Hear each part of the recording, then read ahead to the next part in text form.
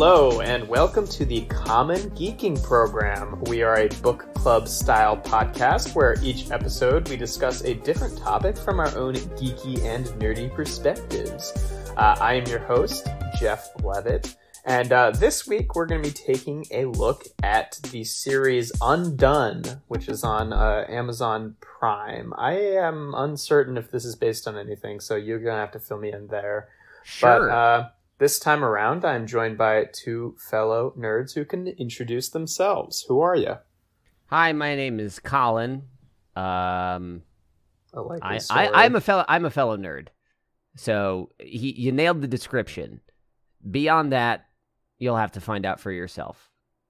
What on God's green earth does that fucking mean? That was the most cryptic thing you could have possibly said.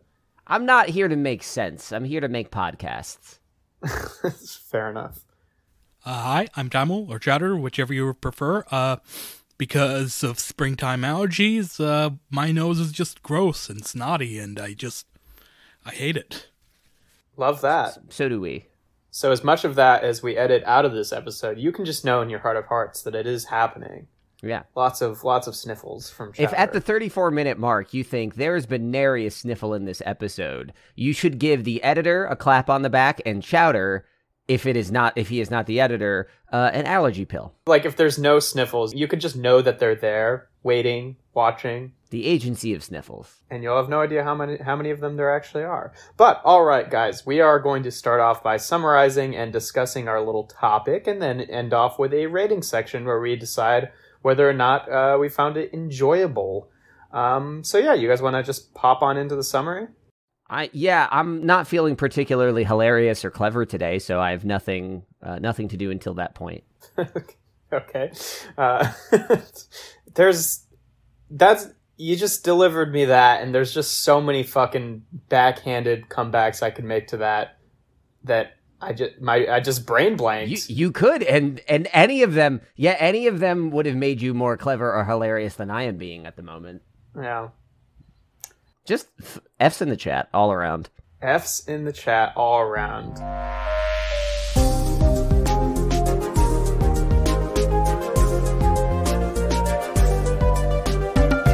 All right, guys, let's start off with our summary here. So, I kind of want to, before we talk about this topic, I want to just recap how we selected it, which was like 2 weeks of us not being able to decide on something. And I said, I don't know, I'm watching this.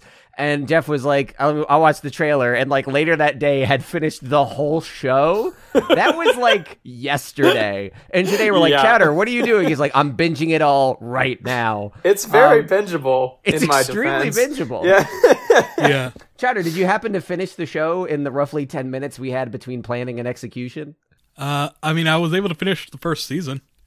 That's impressive. Oh, nice. Pretty good. Oh, well, God, you liked it so much that I'm going to feel bad about spoilers for the second season, but I really do have to talk about the second season. We have to talk about the second season. Just tell me, because like I feel like even if I know the spoilers, I will still enjoy the journey. I will still enjoy this journey, so it's fine. But we'll, at the very least, start off with season 1, of which you are very familiar. But yes, we are taking a look at Undone, which, as I mentioned previously, is a animated series on Amazon Prime. It's animated primarily through rotoscoping, which, if you're unfamiliar, is basically like they do live action footage and then essentially digitally trace all of the characters, like, frame by frame. So you get this weird sort of, like, cartoony yet very realistic looking art style, which is really interesting.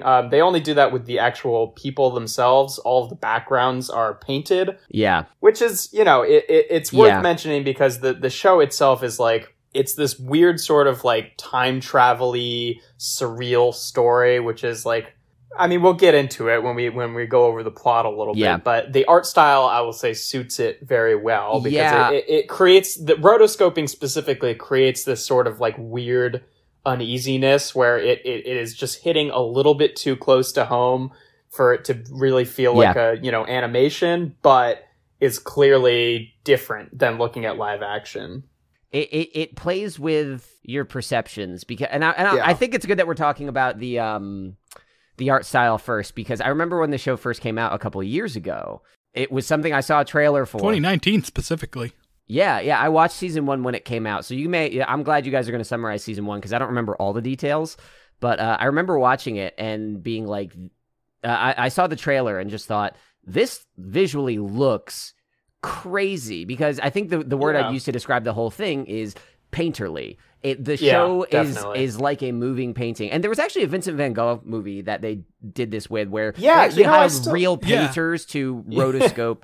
And the process of rotoscoping is just whatever frame you have, you draw over it. That term applies to compositing, it applies to animation, it applies to a lot of things. But here it is just, they are digitally and actually painting over images to deliver something that resembles real life extremely closely, but is also a painting.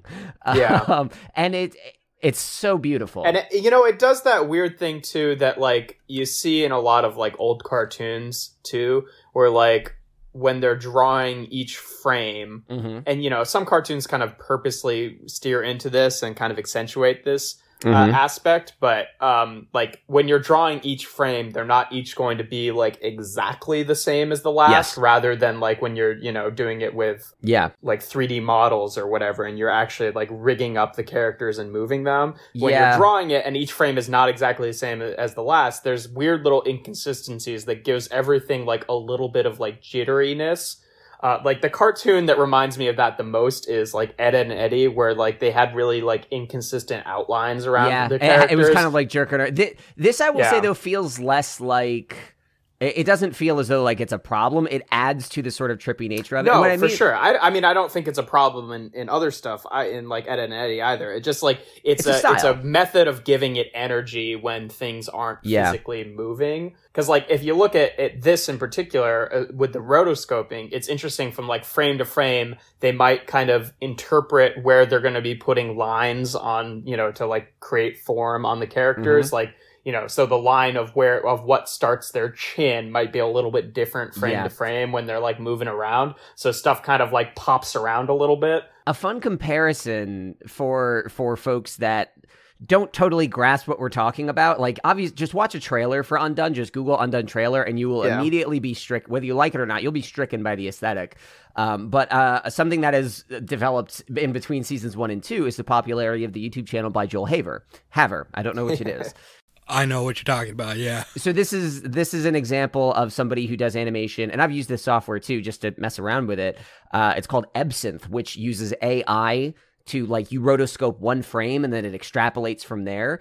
And watching those videos between seasons 1 and 2 made my watching of season 2 much different, because I was suddenly keyed into, like, because the AI is not flawless, you can see much more clearly those inconsistencies when the frame is drawn differently and when it switches from one drawing to the next. And it's much more subtle in something as high budget and expertly executed as Undone. But like, watching these things informed my experience of the other in a really interesting way. I enjoy them both, but if you're looking for a comparison of something else that is rotoscopy in modern media, look up Joel Haver's channel. It's much more lo-fi, but it's the same idea, and in both cases, it's used to great stylistic effect. It's been a style that's been around for a very long time too, because like it's not super mainstream though. There's I remember like early on in this podcast, I think Keenan, I wasn't on this episode, but Keenan had some of us watch the Wizard, right? And that's another rotoscope movie. Wizards, was that Ralph Bakshi back in like Ralph the 70s and stuff? Because he did that was a big part of his style. Anyway, I think the art style, what really grabbed me about it is just that it looks so unusual, because it's rotoscoped. It looks so much like real life, but it also looks like a painting, and it's just even if you don't understand what's happening, the first time you look at it, you're just going to be like, this is interesting.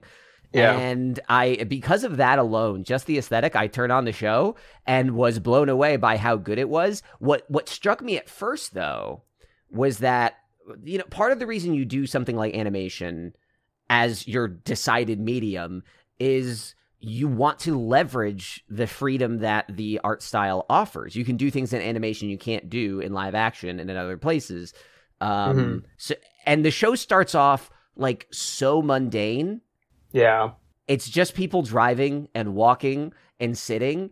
And honestly, for like 80% of the show, it's pretty normal stuff just rendered in this art style. But that other 20%, when they really lean into the strangeness of it, I'm like, okay, this is why they went for it. Not only does it give you that unease Jeff was talking about that keeps you in this weird like back and forth headspace, when they really go trippy, it works beautifully. Yeah. Like because like the whole thing is edited and visually like a dream, where like in one moment you're in one place and then within like another camera cut you're suddenly in another place, and it's and not in a way that's disorienting. Yeah, or like how someone will be talking to one person and then they're just talking to another person without a skip in the dialogue, and it's no, it is very dreamlike, and I think the rotoscoping really helps with that, because like a lot of that shift in imagery might be a little bit disorienting in live action, where you can like more clearly notice when things have obviously changed. But yes, we should probably get into the actual sort of narrative and plot of this before we get a little bit too deep in the weeds with the animation and the art style. What's the bird's eye of season 1? I rewatched the last episode of season 1 to refresh my mind in season 2. It's such a dreamlike show that when season 2 came out, I'm like, oh god, this show did exist. It wasn't a goddamn fever dream. Cool, I get to watch more. It was so strange because it happened and then it disappeared for 3 years. We can get into specifics, but the sort of elevator pitch for like what the narrative of the show is you have your main character, Alma, who basically gets into a fight with her sister and then gets into a car crash. And when she comes out of the car crash, she's experiencing these weird sort of like time dilations and dreamlike state where she'll be talking to people in one moment and then she'll be at a different time and place and like basically is skipping around. Like she's experiencing time non-linearly.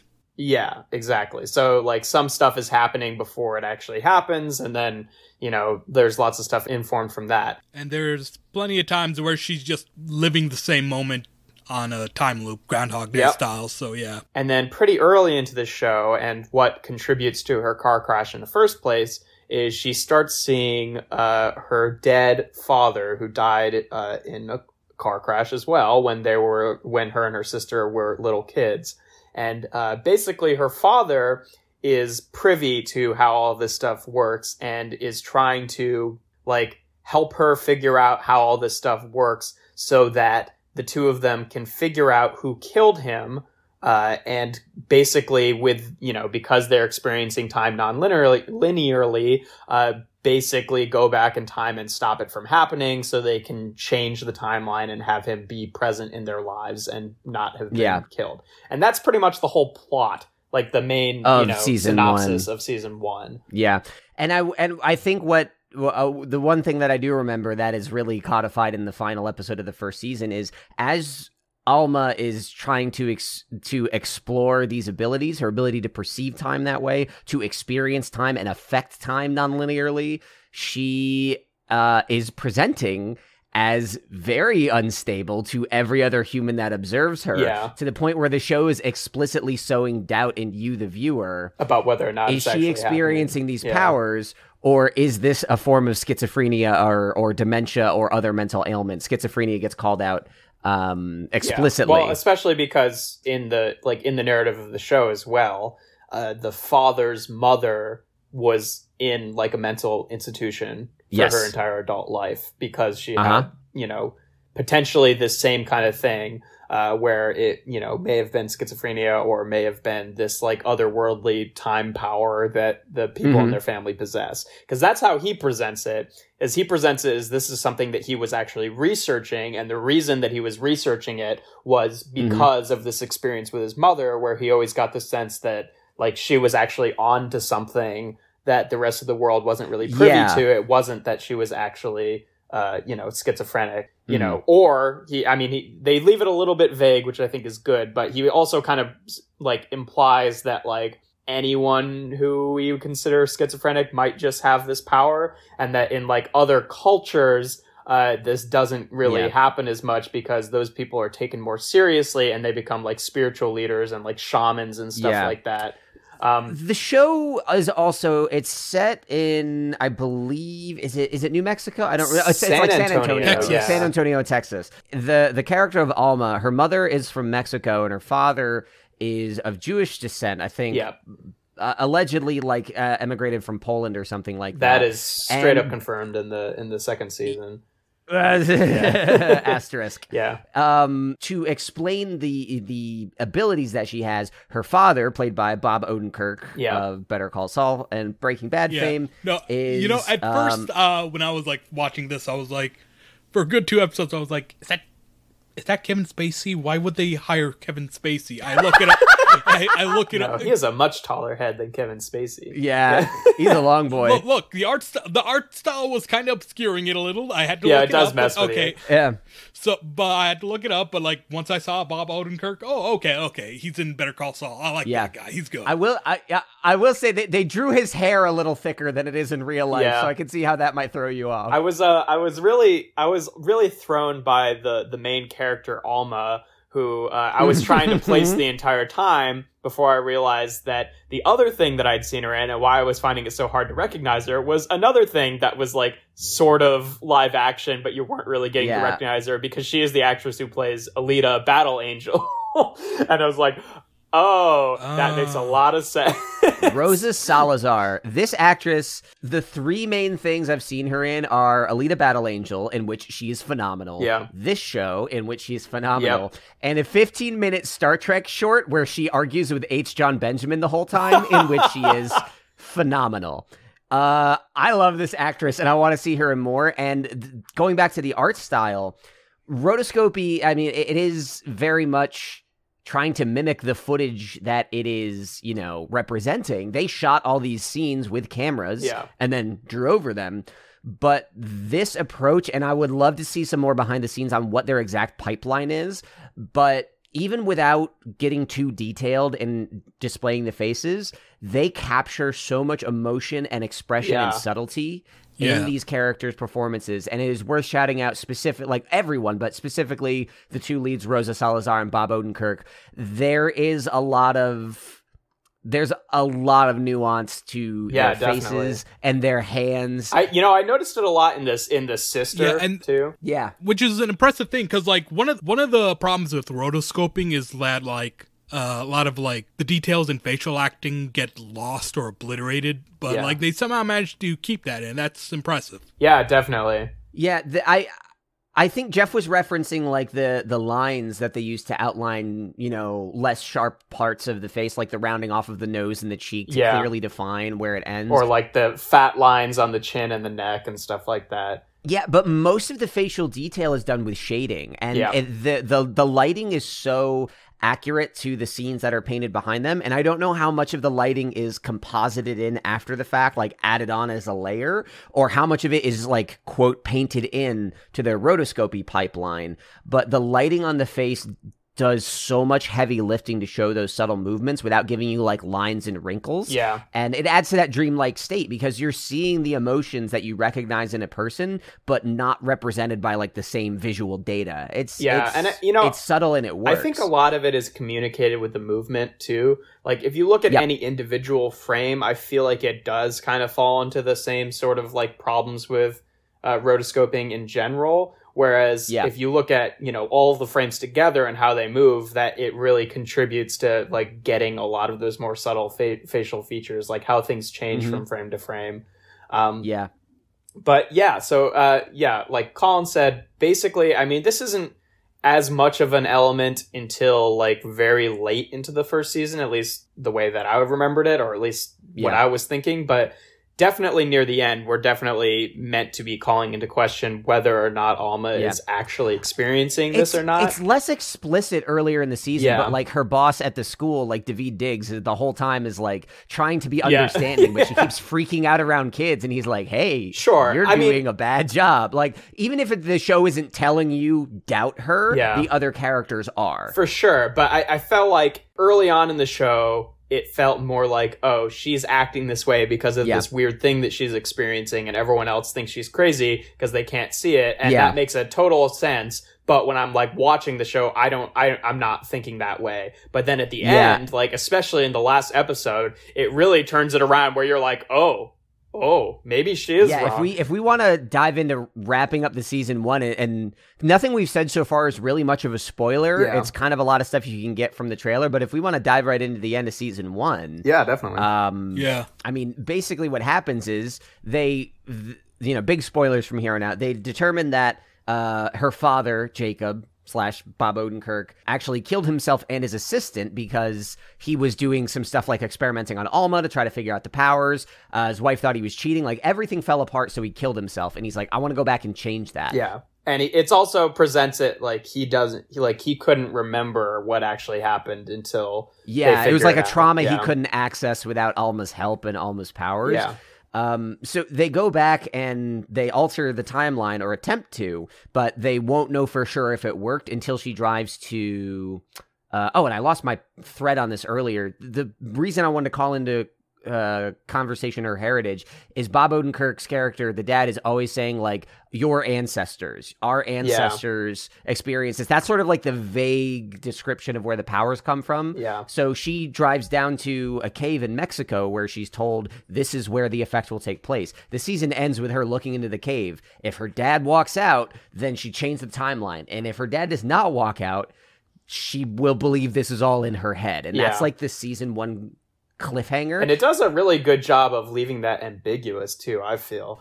It does. Because like we get this like really nice, honest conversation with her sister who comes down to meet her, and her marriage has fallen apart, and now she's like talking to her and being like, is meeting her on her terms, and is like, I'll wait with you as long as you want. And then when you want, we'll decide to go, and then we can get you help, and we can actually work through this together. And it's like this really sweet, honest conversation about like that you would see someone have with someone who is like legitimately struggling with mental health, and there's no supernatural thing about it, and then she's like basically like, oh, okay, I'll go wait in the car. And Alma's like, okay, I just want like a couple more minutes, and has basically decided to go back with her. And then the last shot of the show, or of the season rather, is the sun starts coming up in the background. So Alma starts like staring more intensely at the cave because like, when the sun comes up, it creates weird things with light. So like she might think that she sees something,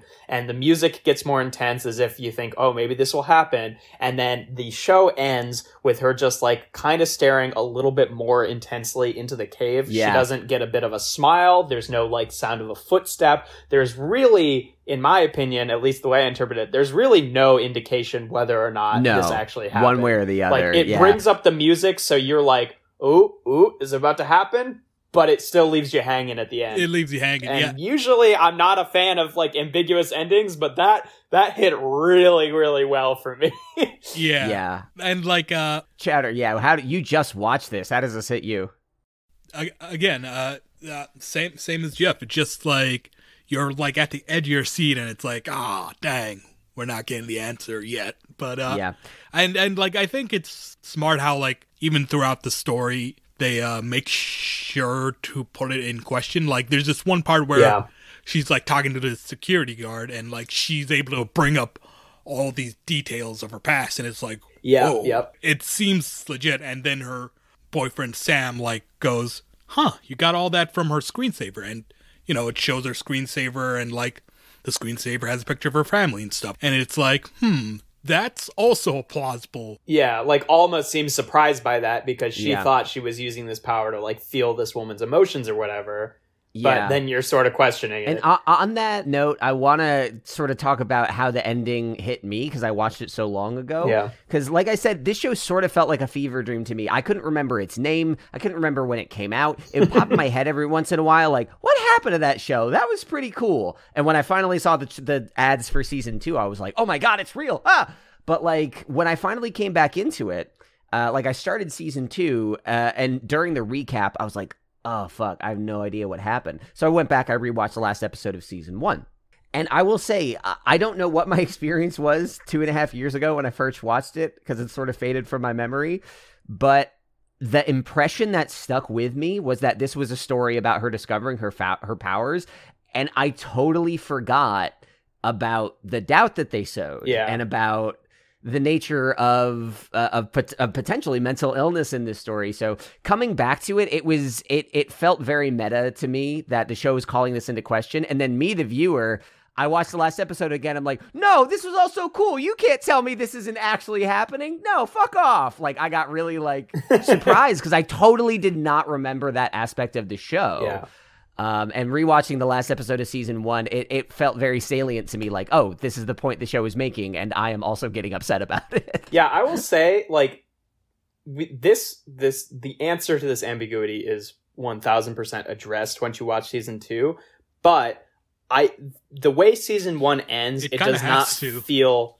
Well, yeah. I don't know. I mean, it does not feel like a. I have thoughts on that. Well, we'll get into it when we start talking about season 2. But my broader point is that, when you watch season 1, at least in my opinion, it doesn't feel like a cliffhanger of I can't wait till next season where we get to find this out. It feels would have been cool if that was the end of the show. Yeah, if season 1 ended and there was no season 2, this would feel like an entirely complete story to me. Yeah. Yeah, which is impressive. That ambiguous ending really worked for me, and I love season 2 and I love what it does, but I do agree that with some criticisms that have been levied towards it, whereas season 2, I mean, I think it swings back around to leaving it maybe a little bit ambiguous, but I think it explicitly does. That's something I want to talk about a little later on. But it at first at least does appear to answer the question, and there's part of that sort of feels like it makes it a different experience. Whereas I think that season 1 ending just like that is a very strong package. And I think the combination of season 1 and season 2 is a really strong package, but they sort of feel like almost different things. You know what I mean? I'm going to definitely take a different stance on that once we get into it, because I think that the only other ambiguous ending like this that I can think of in something that I really enjoyed is I think of Inception. Yeah, I was gonna say Inception. Yeah, explicitly the ending of Inception, which is is he in the dream or is he not? He spins the top wobbles, it cuts away. This to me feels very much like that. The movie is obviously very different from the show, but in terms of having an ambiguous ending that doesn't feel like a cop-out, I think this is an enormous success, season 1, because whether you accept that she is mentally ill and is going to get help from her loving family, or you accept that she has these powers and is affecting time, either answer is satisfying to the story they have told up to that point, and supported by every aspect of the production and the style of it. I think my biggest criticism, it's nice that the episodes are so short. They're all around 20 minutes. It's 8 episodes a season, so it is very easy to cruise through. Yeah. But I think my biggest criticism, and this is coming mostly from my recent memories of season 2, is because of the shorter time, sometimes the dialogue is a little too practical. Yeah. A little too keep the viewer in the moment, move to the next plot point. They're again, wonderfully acted, wonderfully portrayed, but a lot of stopping and looking to camera but wait, this is what we're doing and these are the consequences of those actions. Okay, let's go. It doesn't feel as cheesy as a kid's movie, but I can definitely see a bit of that. After a few episodes in a row, I feel like that is maybe the only weakness of the writing, and I think that just has to do with the short time. But when you're talking about the amount of work that goes into this animation style, I don't think you can afford making a much longer show. Yeah, but I think that it's good that it's shorter overall, though, especially since the actual plot line of I mean, how do I say this in a way that makes sense? The present time that they're in doesn't actually span that long of a time. I mean, the whole, they travel way back to when they were kids or whatever, but the actual days passing in the present doesn't span that long of a time. So I feel like it's sort of important that since it's so short and it's so bingeable, things that happen in episode 1 are very easy to still remember in episode 8, and you might not get that as much if it were a little bit more drawn out. Yeah. But yeah, I mean, we've been talking around it, but I think it's probably a good time to get into what season 2 does, because season 2 does a lot of the same things, but it also does a lot of very different things. Yeah. I mean, so we've talked obviously a long time now about season 1. Yeah. Do we want to like, Jeff, do you and I want to like discuss our impressions of it, or do we want to straight try to summarize the plot? Because it is, I think, more plot dense in ways that can be like a little convoluted. I want to at least hit the major points of the plot before we talk about our impressions of it, just so we've got that context, especially, for Chowder too, so he can contribute to the conversation. Yeah, no, that's very fair. I mean, Chowder, before I move into it, do you have any other thoughts on your experience so far, or like thoughts about what you would want out of the season 2? I really don't know what to expect out of it. Give us a guess. What do you think's going to happen? I guarantee you'll be wrong. Yeah, I don't know what to expect out of season 2, so fuck, just blow my mind, I guess. So season 2 picks up right where the first episode, the first season leaves off. Zoom into the cave, crazy expression on Alma's face. Nobody comes out. But there is this lady in a pink sweater who's there, and she chats her up, and then she's like, cool, all right, my dad didn't come out, let me go talk to my sister. And the lady's like, what sister? Where? What are you talking about? And she's like, huh? So Alma starts calling her family to discover her sister's marriage is not on the rocks. Her dad is alive. The past has been changed. Hip, hip, hooray. It works. She goes home and starts trying to like relate to everything. And her dad is like, listen, I am so happy this worked, but I will not risk undoing this again. So you need to stop talking about this. The mechanic they describe is like Alma retains the memories of this version of her that she just like overwrote in the timeline. Yeah. But she's primarily acting from the character that we saw in season 1. So they don't have to like answer the question, why does she know this? She's a college professor. And she's like, I'm a professor? That's dumb. Yeah. And the thing that sort of sets up the mysteries for season 1 is she tries to access her powers again, despite her dad's warnings, and she kind of can't. Every time she tries to see through time, she's greeted by a fog and a door. This starts to unravel a mystery where her mother is, even though her dad is back, her mother is unhappy and unwell. Her sister has powers as well and just tries to ignore them. And Alma just keeps pulling at her sad mother, her scared dad, and her ignorant sister until they discover that their mother is keeping a secret. Over the course of the first several episodes, you come to find out, you think that the mother is having an affair, but it turns out she has a son that she never told the family about. Oh. And that this son, who still lives in Mexico, is unwell and unhealthy. And eventually Alma gets to the point where she's like, we got to go get her to admit this to us. Because if she talks to us, we can help her. Yeah, because basically, like, they realize that this is a very, like, fixable problem if they go back and basically convince the mother, because there was a turning point, which we'll get into in a sec, but there was a turning point where she decided to, like, not go and, like, readopt her son that she had when she was too young. And as a result of this, the son grows up not knowing his mother, and he starts working for like an oil rig and gets silicosis because he's like breathing in all of the bad shit, you know? As far as the pacing for season 2, everything I just described is like the first 5 episodes. Yeah. And season 2 is like also 8 episodes, or also the same. It's also 8. Yeah. Yep. Yeah, we don't actually meet the son until like episode like 5 or And I will say the pacing of it surprised me. I was like, oh, this doesn't really feel like it's building to as big of a climax. But the last 3 episodes do so much heavy lifting, my God, because Jeff, that turning point that Jeff just mentioned, where the mother was like, I would like to go readopt my son and decided not to, is that the dad's mother, so Alma's grandmother, the one that was in the asylum, the one that was said to be diagnosed with Geraldine, diagnosed with schizophrenia, in the past told the mom, don't do it. Don't readopt your son. Leave him. And that is like, that's the inflection point that led to the sadness in this timeline. Yeah. So then they go back to figure out what happened with Geraldine. Back in, like, you know, as the Nazis were crossing Europe, Geraldine was a young Jewish girl living, I believe, in Poland named Morocco. Yeah. And and was having visions as a child the same way Alma does. She did not warn her parents that the Nazis were about to take them and watched her parents die, and that is the trauma that Geraldine lived with. So they go back to try to stop that. It exhausts the dad to the point of near death to do that, and then that dominoes forward, telling the mom to readopt the son.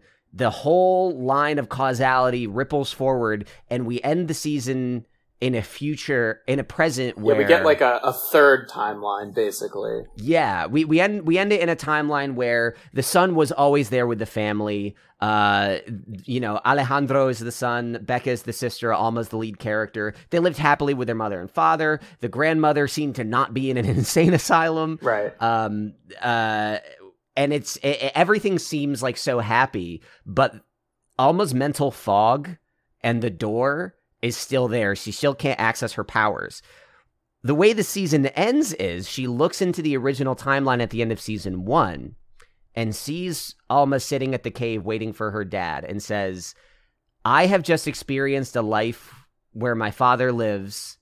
He ultimately died trying to save his mother, and I accepted that death because it was best for everybody. I need to give that acceptance of loss to the me that I left behind. Yeah. So Alma leaves the happy timeline, merges with herself the way her father had done before, and goes back to the timeline where the dad never came out of the cave, and goes back to the season 1 ending of like, what if it didn't happen? But she's okay with it now. She's okay that she couldn't save her dad. Yeah. And all of season 2 was a journey to get to that point. And I really wonder if there's is there going to be a season 3? Because it also... Not confirmed. It ends a little bit ambiguous also in that, I mean, obviously you don't know if that all happened and she just merged with herself, or, if she's just like starting the journey of acceptance to like dealing with her mental health issues. But also, like, we don't really get to see the result of the fact that she goes back and merges with herself. Yes. We just get a vague sense that things seem like they're going to be okay and she's going to work through it, but we don't know the details of that. And here's where I want to make my stand to address your complaints about season 2, Jeff. It's not really... not concerns, but like your opinions on it. Right. I thought the ambiguous ending of season 1 was part of what made it so strong. Yeah. And at the beginning of season 2, when she meets her dad in this timeline, it's like, oh, okay. It does seem to like, oh, okay, it's not ambiguous, it's definitive. We don't have to be talking about mental health anymore. Exactly. Except and the whole season, I agree. I felt a little like, I feel like the show kind of lost something by giving up that ambiguity and losing that duality. And I think the finale of season 2, at least for me, absolutely reclaimed it. Yeah. Because her crossing back into herself could again be perceived as either A, she's been manipulating time this whole time, or B, all of season 2 was her mental illness and her working through it in her head via these fantasies / delusions, whatever they may be, to reach a point of acceptance. And it is still ambiguous to the point where I don't think you can argue either one. Definitively. Season 2 is not explicitly stating the ambiguity the way that season 1 is, but it carries through. And the whole season, I was like, they can't walk back from this. They've gone so deep into sci-fi, they cannot walk this back. And they walked it back perfectly. I'm impressed they managed to walk that back. Yeah, no. Because my thought was season 2, they have to either decide, oh, this is in fact a time travel story, or this is a mental illness story crossed with generational trauma story. Yeah. I mean, I guess the time travel story is also crossed with generational traumas too. So. Yeah, I firmly believe that the writers probably have made that decision, but they are, without a doubt, being extremely smart about how they present that to us. Yeah. And I because I sincerely hope the show never answers the question. When we said that we were talking about Undone season 2 in our planning chat, our friend Keenan looked at it. He was like, oh no, there's a second season. And I will bet you that response came from the fear of, I don't want them to answer the question. Yeah. And God bless them, they don't. Well, because, not to speak too much for Keenan, but we had a conversation about it afterwards privately, and he was basically saying that he thought that the way that season 1 ended wasn't ambiguous. He thought that it was definitively like a mental health thing and that it was all in her head.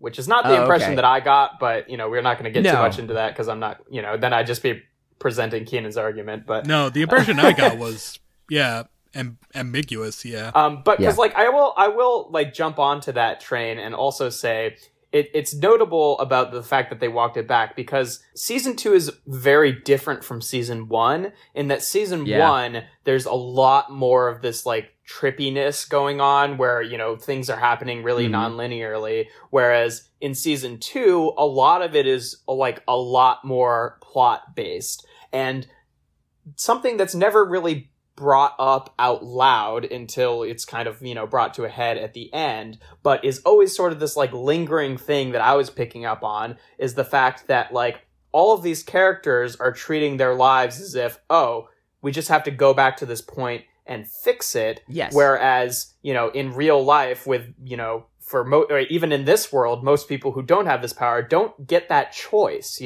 They have to just, live with the fact that, that things aren't great and find ways to kind of, come up to that. You can't just necessarily go back and fix one thing and that will be the ripple effect that saves everyone's lives. And even if the sci-fi is real, I still think it makes that point in the fact that them going back and doing this essentially causes the father in this timeline to die prematurely. He still had a much longer life than he did in the original timeline, but, Alma still has to accept, hey, these are the consequences of the things that happened, and we can't just go back and keep trying to change it because it's only going to keep creating these situations. And we should just be happy with the timeline that we've got. Because, that was my main thing, is that, and why I was really in the question of whether there's a season 3 coming or whatever is because, when we go back at the end of season 2, we've got two choices. One, it was all in her head,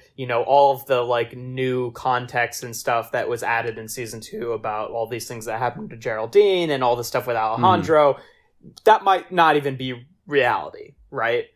Or two, hence the asterisk on her lineage, as it is described to us. Or two, all this time stuff did happen, and I was sitting there at the end of season 2. The one big complaint that I had, as I was like, but what about Alejandro?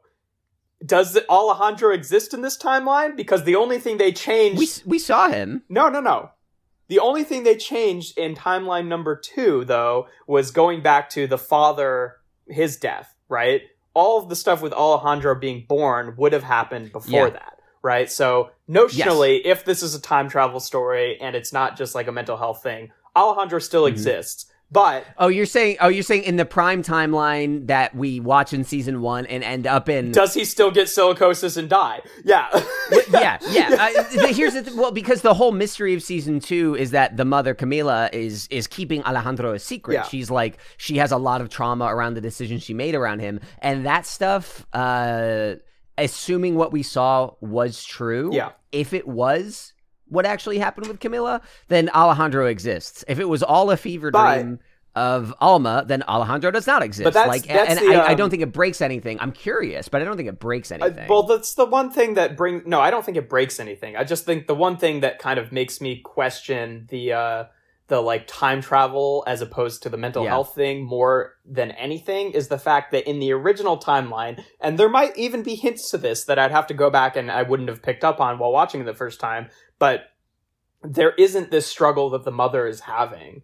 Yeah. Because we see her right in the new timeline and she's clearly upset. We get a shot of her crying on the bed. There's all this stuff that's going on. And at first, your inclination is thinking oh, she's unhappy now because she's stuck in this loveless marriage and all that thing. And then we find out later that it actually doesn't necessarily have to do with the marriage. It's about her son, right? So if that were the case in the original timeline, whether or not the father is there shouldn't change the fact that she's got this son. If anything, it would just make her more likely to bring him into the family, without trying to hide it from the father. I think that this becomes its own conversation, its own exercise about sort of spooling out the two ways that this could be interpreted in either timeline, quote unquote. The fact that we are seeing this through the unreliable narrator of Alma means that it doesn't functionally matter.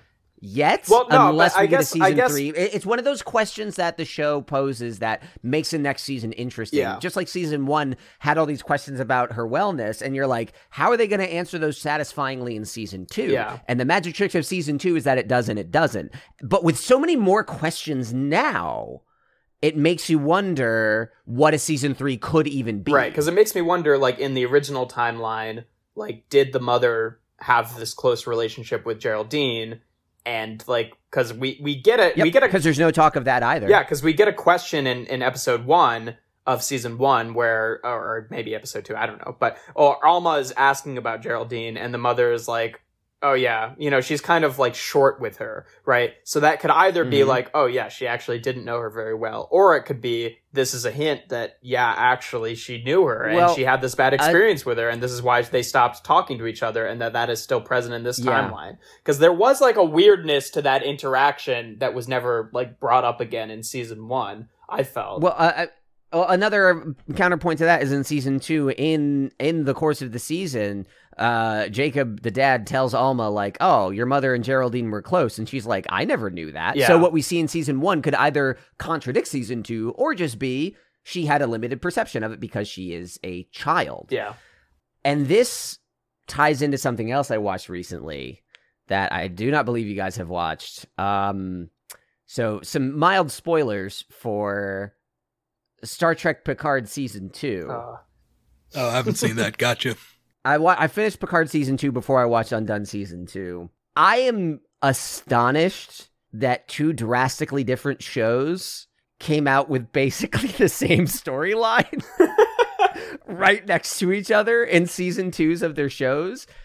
It is alarming how similar the narrative. There's an episode of the original Next Generation where like Picard like goes back to a time he messed up and regretted it, changed it. He's like, I shouldn't mess with the past. And then like, he was like, I don't like this horrible thing I thought was the source of my trauma was the source of strength. And I think what Undone season 2 and Picard season 2 do differently is it's less like this trauma is the source of my strength. It is also explicitly this trauma is the source of my trauma. Yeah. And I don't know how to deal with that. So, and I mean, the strength of classic next-gen episodic storytelling is that you can tell that story about reassessing your past in 45 minutes and be done with it. Both of these are, Undone and Picard are much longer stories.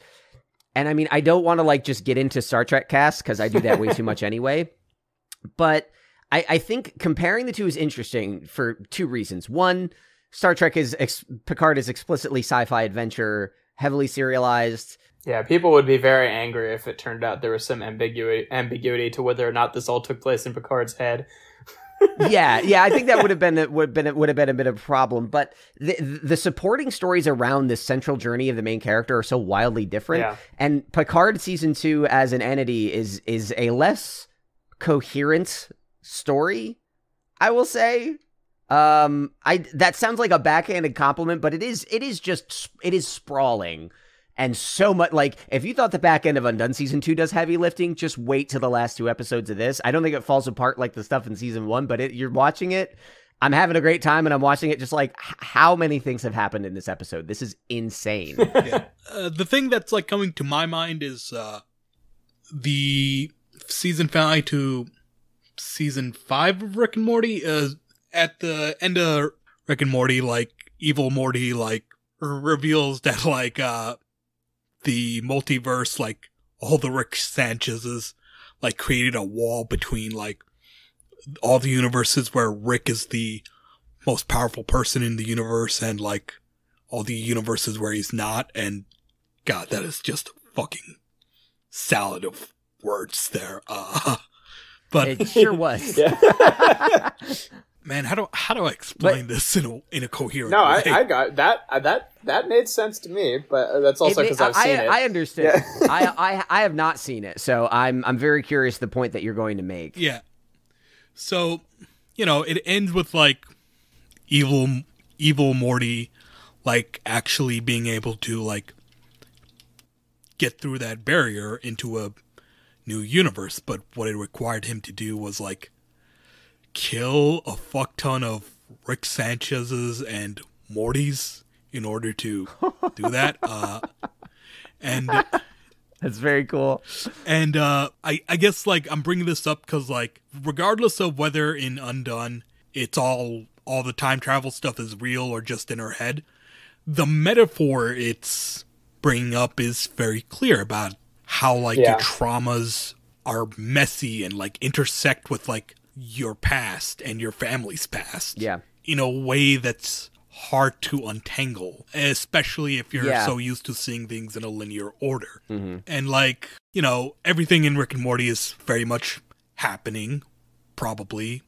I mean, I guess multiverse makes it very weird. But, like, you know, the metaphor I always saw with, like, Evil Morty is that of an abusive relationship. Yeah. You know, him, like, killing all these alternate universe versions of himself is kind of like how... It's like working through it. When you have to, like, cut off a toxic person from your life, it's like you're killing every potential version of you that would have been with that. Yeah. And, like, I guess, like, the ending of season 2 where she just looks at her life before all the time travel shenanigans happens, she's, like, thinking, do I want to get rid of this version of myself? Yeah. Yeah, basically. And I think that is an excellent comparison. And to button up my Star Trek thing with that, it's without spoiling the storyline itself. At the end of the season, Picard has finally, like, identified and admitted the trauma to himself, and he makes a decision to ensure that it will happen again.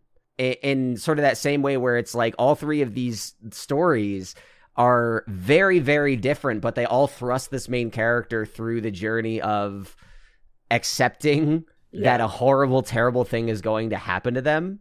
And even though Undone is the only one that explicitly calls that into question, it still provides, like, the circumstances of that journey into question.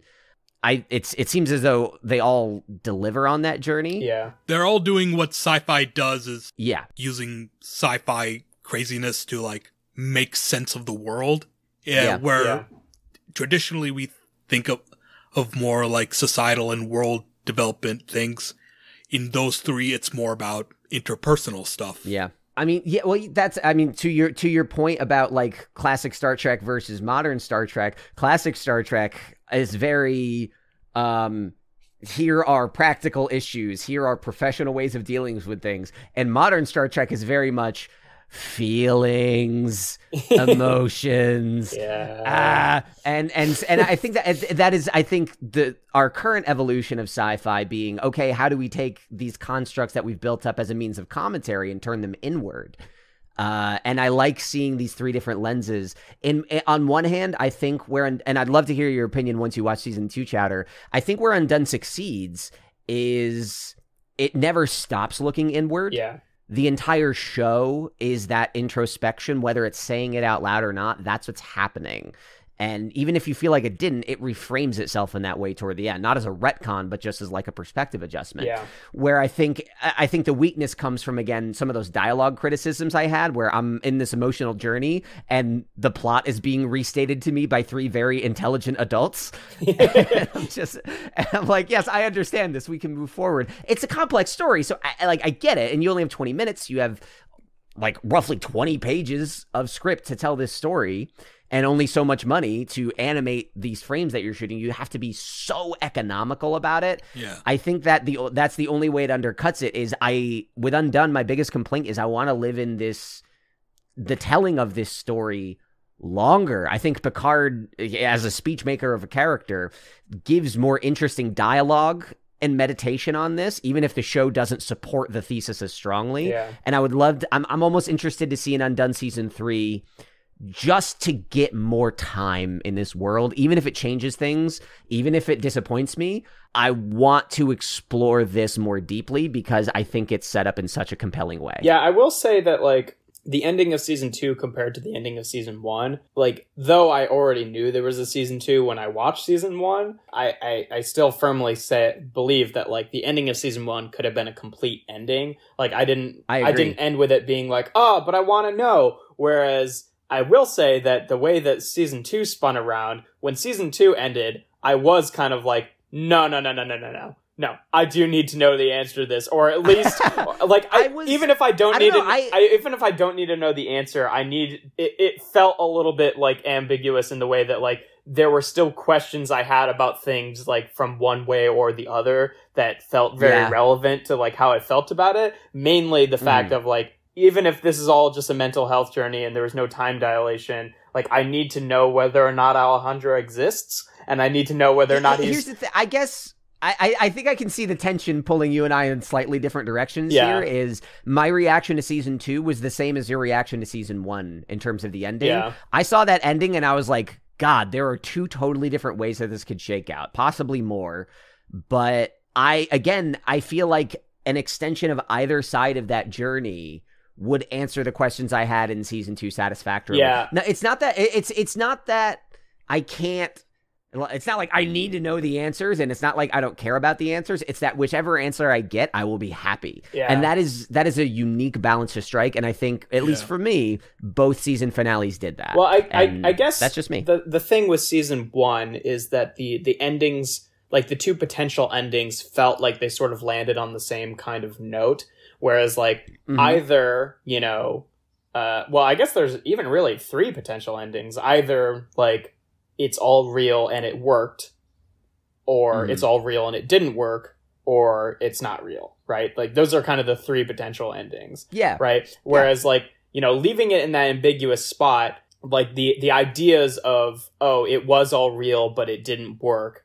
So you still have to come to terms with like the fact that this all, you know, to focus on the framing of both seasons' endings, though, your potential third option of, you know, the dad doesn't come out of the cave, so maybe all this stuff is real, it just didn't work in this instance. I think for the sake of Alma's journey, that doesn't matter, because for her journey, what's important is whether she believes it or not. Right, and that's I think that leaning into that is, I hope that's where it goes next, but it's what season 2 did that I think made it work. Yeah, something that didn't immediately come to my mind until just now when we're talking, but like, this story has a strong resemblance to a Kurt Vonnegut book, Slaughterhouse-5, in which a war veteran like re-experiences his life via like time dilation and like experiences his life in a non-linear order. And it's a very heavily anti-war kind of story and a very big look into this sort of semi-autobiographical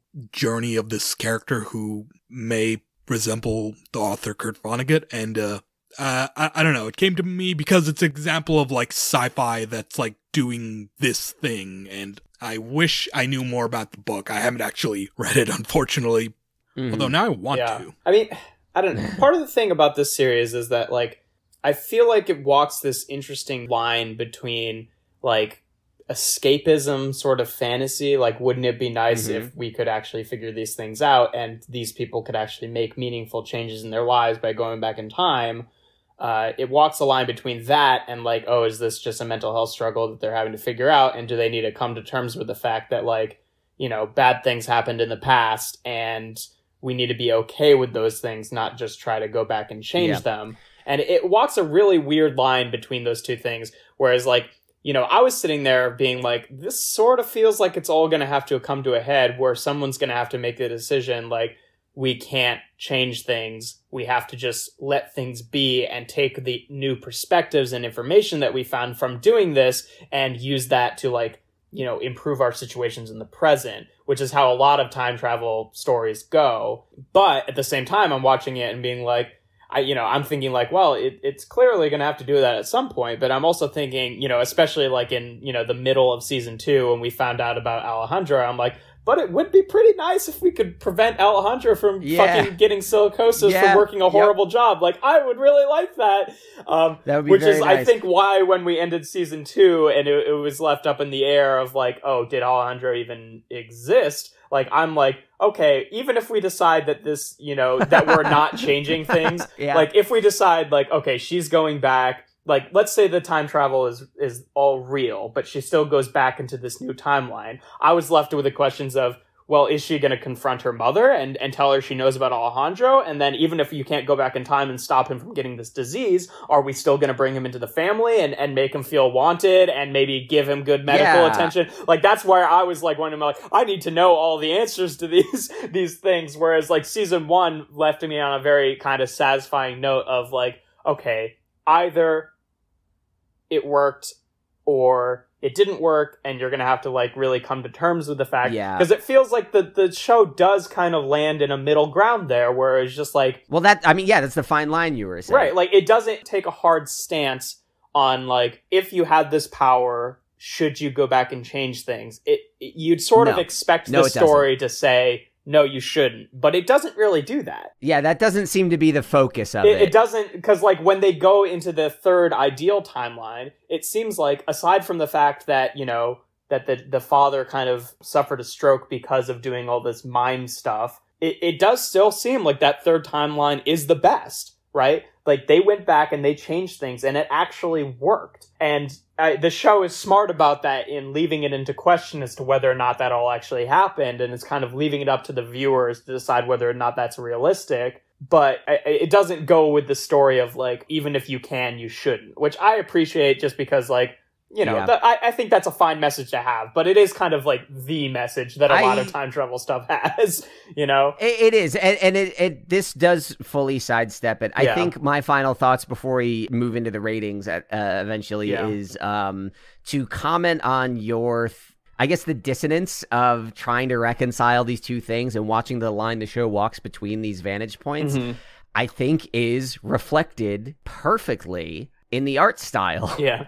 Which is walking a very strange line between an animated show and a live action show, to the point where there are times where all I can focus on is the animation, and times where I forget I'm watching an animated show altogether. Yeah. And like, we paid lip service to it at the top of this conversation, but like, that dreamlike quality, it has to be intentional. Even in the mundane moments I was complaining about, where it's like, why do you need an animated show to show someone walking down a street?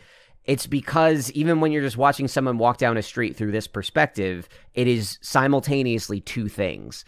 And even though I don't need to know the answers to all the questions that you're asking me personally, I just want it to keep walking that line.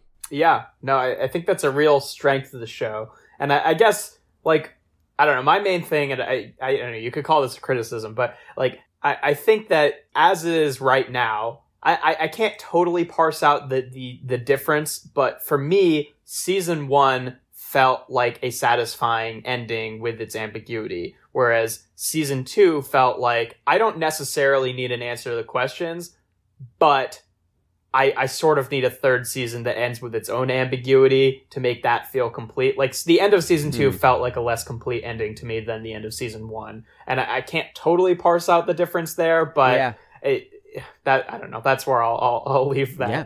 Well, agree to disagree, and I'm curious what Chowder will say when he eventually watches it. Yeah.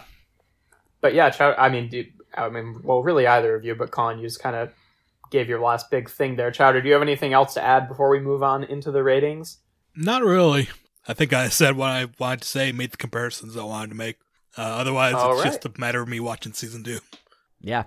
And I hope that even though we talked about the main thrust, I think you'll still get a lot of joy out of watching it, because there's a lot of little details in there, and like hard characterization of the mother that I think, and also like really making Becca much more of a character in season 2 She got her fucking run this season, and I'm here for it. The only one who's really missing is poor Sam is hardly in season 2 at all, but rip. Which, for reasons that I won't bother spoiling because it's not really worth talking about. But yeah, let's move on into the ratings.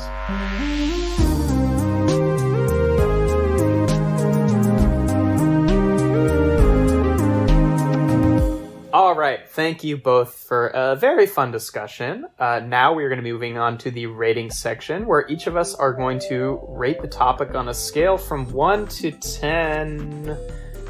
I mean, the obvious one that sticks out of my head is 1 to 10 alternative timelines, but 1 to 10 cochlear implants. The main character of Alma is... Yeah, we didn't even fucking talk about that. Is deaf. God damn, and has a cochlear implant. This show just handles like everything diverse representation so fucking well. I can't.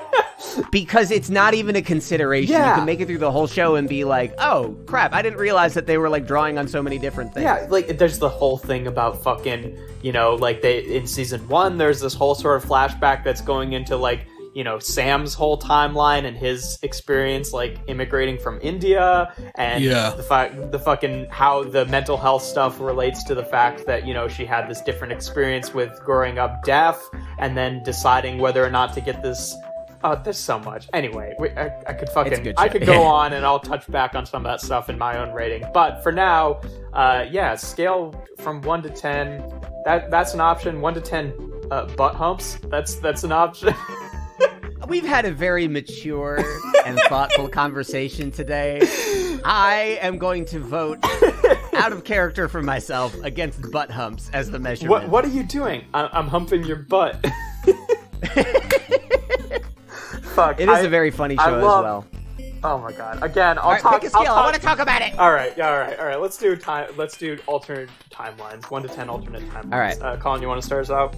Yeah, I do. 9 out of 10. This show kicks ass. It is not very often that I can watch a trailer. Like, I could catch a trailer running on a GIF out of the side of my eye on a website I'm scrolling through, and immediately say, I want to watch all of that.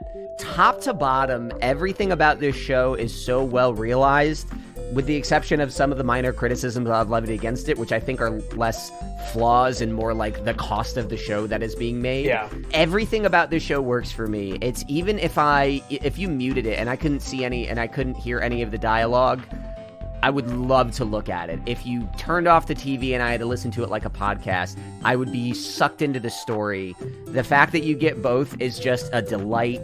The subtleties in Rosa Salazar's like really electric performance. Like there's so much vibrancy in what is kind of a mundane portrayal of something. Like really, it's the energy of like a quirky teen in a high school coming of age story, and then injected into this really head-spinny tale. Yeah. And it's spinning all these plates. It is walking these very fine lines between very, very different things, visually, audibly, narratively, and it always works. And for all the disappointment hanging in my heart during season 2 that they spoiled the end of season 1, I more than anything, I was surprised that I was wrong. Like, I was watching the show and I'm like, I literally can't conceive. Sometimes you're watching something and you're like, I don't know how they're gonna fix it, but I'm anticipating them fixing it. The whole time I'm watching this, I'm like, I literally can't imagine them bringing this back to what I loved about the show, and they did. Yeah. 9 out of 10. I mean, it's got its flaws. They are so minor, especially with how bingeable it is. Everyone should watch this show. Yeah. It is something to behold. All right. Yeah. Chatter, how do you feel? I mean, obviously you're talking about just season 1 as of right now. I'm just talking season 1, but like, I really liked it. Like, the art style, while some getting used to, I think works. And like, once you get used to it, it just like, you just kind of accept it and roll with it. It's like sitting down in a 3D movie. The first 10 minutes, you're like, ugh! And then you're like, that's fine. Yeah. Except with 3D movies, it's like, I don't really think... It's like, why is it in 3D? The 3D doesn't really add much, whereas like the rotoscope and art in Undone actually enhances it. The actors are great. I'm glad that wasn't Kevin Spacey, and it wasn't back Odenkirk. And like, I think they do a great job on like getting that dreamlike vibe. Like, I've definitely had dreams that feel like this movie. And I think like just the emotions of the story hit well, and I give it a 9 out of 10. Good shit. Hopefully none of those alternate universe versions of me end up in a fucking blender like in Rick and Morty, but yeah. I think I'm gonna land pretty much on the same exact line as both of you. Like, for a lot of the same reasons that we've talked about, I really appreciate, like, even if I feel like season 2 is a less satisfying ending than season 1, I still feel like it had a lot of really strong parts about it. And I really appreciate this sort of like weird line where it walks, and this is part of the reason where I feel like it doesn't like the ambiguity doesn't feel like a cop-out either, is that no matter which way you spin it, if it's all just a mental health struggle or if it's the actual time stuff, it feels like a really complete story no matter what. Like, no matter, that's the best way to do the ambiguity of like, oh, this has two different equally satisfying messages depending on the way that this goes, but we're just not going to let you know which one that is. And I really appreciate that, and it is like... It feels like a magic trick. Yeah, it is the best... Like, even season 2, even if I think it wasn't quite as solid as season 1 in the ending specifically, both of them are by and far like the best use of the ambiguous ending that I can think of. And like, apart from that, apart from all the weird trippy stuff that it has going around, apart from the, you know, all of the like the really important kind of messages that it explores, the characters are just so believable. Like, they all feel so intensely human in like the subtleties. They all have like these really like poignant flaws about them, and some of those flaws are addressed in the narrative and some of them are just left as like hanging human flaws. And I think that's really, really important. Like, the only character that even slightly feels like a stereotype is Reed, Becca's husband or fiance, and even him is like, he's kind of a joke character, but I really do appreciate all of his lines, and he even feels pretty believable. But like, Alma, oh my god, I relate so fucking hard to like Alma's personality, and Alma is one of my favorite characters in anything. She is incredible. Yeah, she is so good, and the acting is incredible. Like, rotoscoping or no, like, she's just like completely blown out of the water. Like, the things that she's struggling with, regardless if it's mental health or if it's just like, you know, coming to terms with the fact that you had something bad happen in your past, it's a really, both are, I think, are really relatable things. Like, even the mental health thing, like, I think it's completely relatable even if you're not a person who has schizophrenia, you know. And as someone who has like several family members who do have schizophrenia, even the ways that they frame her like time dilation stuff with like people thinking her crazy and stuff like that, like the ways that she interacts with people as a result, or maybe not even a result of all this time stuff, results in like a very believable, realistic take on sort of what it's like to deal with a person who is like dealing with specifically that kind of sect of schizophrenia. Because, you know, there's a lot of different stuff to get into there. And oh my god, it works all so well. And like, yeah, it does. You know, I'm tempted to even pop it up to 10 for myself, honestly. Though I will say that I think I'm going to leave it at 9 just because I am currently at a place, and maybe I've not unpacked this enough, where I feel like I would not be absolutely satisfied with the ending of season 2 as is, and I feel like there needs to be a season 3, which is not to say, again, that needs to, you know, answer any of these questions definitively, because I agree that, like, one of the strengths of this show is to leave it in an ambiguous state, but I do sort of want, I don't know, I don't feel totally satisfied with the ambiguous state that it was left in season 2, I guess is what I'll say. But yeah, no, 9 out of 10. This is a really good show, and, like, it definitely feels like the kind of thing where, I mean, I know that, I know a few people who this probably wouldn't be for, but it doesn't feel like the kind of, like, sci-fi story where it feels like you have to be into the whole sci-fi concept to enjoy it. Like, it serves its sort of exploration and the themes that it's looking at a lot more than it serves, like, the like, plot elements of, like, the mechanics of the stuff. Yeah. And it still gives a fair bit of attention to that kind of stuff, too, which I appreciate how it weaves those things together and makes it all feel very, like, relevant and in place. One last, like, aside comment about Rosa Salazar's performance. I watched season 1 of this before I watched Alita Battle Angel, and I also had that connection in my head of like, oh my god, it's the same person. That's crazy. Same person, and they're not entirely live action human in both of them. Exactly, anyone who doesn't recognize Alita Battle Angel by name certainly saw the trailer of the movie with the live action anime girl. That's this actress. The fact that we now have 2 performances of this character, say what you will of that of the art styles of either of these properties, because it's different sets of artists, it's different pipelines, it's different aesthetics. She shines through both of them so hard and so powerfully with her performance. you cannot understate it, and it goes so far into like making Alma the like really lovable, believable character that she is in the show. She is spectacular. It's especially wild in this because I really feel like every single person shines in Undone. Like, they all feel so believable in the way that, like, oh yeah, even the side characters and, like, you know, characters that we get, like, very little of, they all feel like these are people that you know. Like, you've met people like each one of these characters, and their weird sort 100%. Of, like, inconsistencies that never get totally brought up or brought to the present. They're just, like, vibes about them. Like, especially, I don't know, like the dad, especially going into season 2 when he's got this whole sort of like, can we just drop it kind of attitude? Yeah. Where, you know, it's just like... he fully embraces dad energy. Yeah. And man, okay, I could go on for hours, so I think that should be a good place to we almost have wrap it up. But yeah, thank you all for listening to the Common Geeking program. Again, I have been your host, Jeff Leavitt. If you want to find me, very not relevant to this, but I do a YouTube channel where I do toy reviews. That's Alchemist Prime Reviews. And again, I've been joined by Colin and Chowder. Either of you have stuff you want to toss out there? Yeah, just because I did it recently. The edit I did for Greatest Discovery on an episode of Star Trek Picard Season 2. I got to see it early with a screener because I'm so cool. Ooh. It was The Greatest Discovery is a Star Trek podcast, and I produced one of the recent episodes. It was a lot of fun. So if you end up going through Star Trek Picard Season 2, it's a great companion show, and I had something to do with it. I'm very happy about that. Good shit. Hi, I'm Timel, or Chatter, whichever you prefer.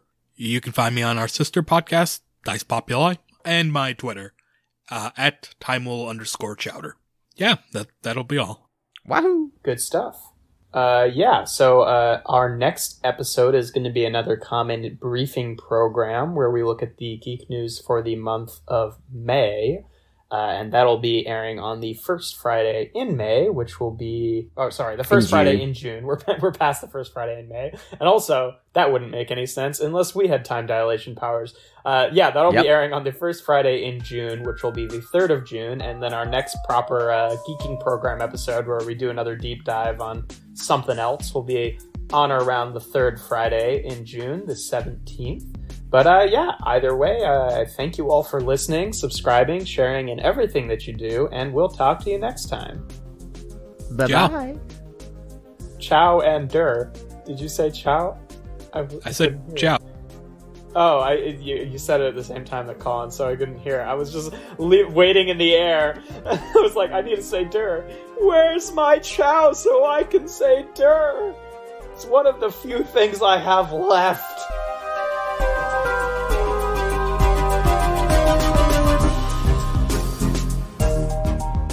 The Common Geeking program is hosted by Jeff Leavitt, joined this episode by Colin Ketchen and Timel Chaudhary. This episode is sponsored by Butt Humps. The podcast is created and produced by Colin Ketchen and Jeff Leavitt and features original music by Colin Ketchen. This episode was edited by me, Jeff Leavitt. We'd love for you to stay engaged with us on social media at Geeking Program or by using #CGP. If you want to know more about us and all of our other projects, head on over to commongeekingprogram.com. Stay in touch, stay tuned, and as always, thank you for listening to this.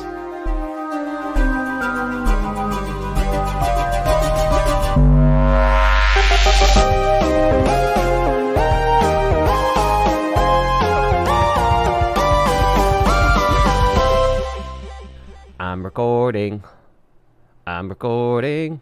This, Jeff, this can't still be.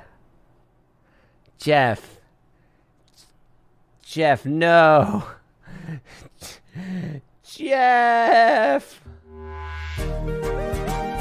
Come and meet